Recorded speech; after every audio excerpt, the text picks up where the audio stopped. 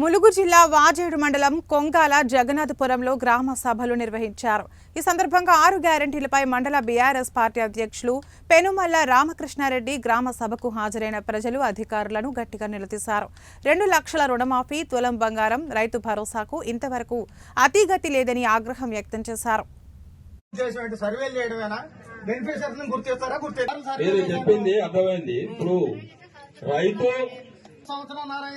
Government మేనిఫెస్టోలో పరిధిలో ఆత్మీయ భరోసాలో వచ్చిన లిస్టు చదివాము.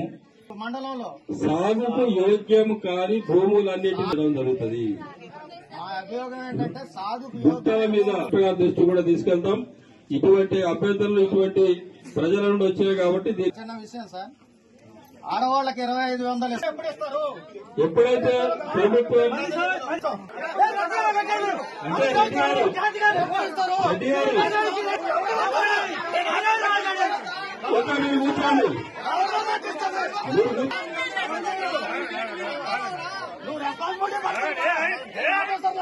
మాట్లాడాలంటే మాట్లాడండి.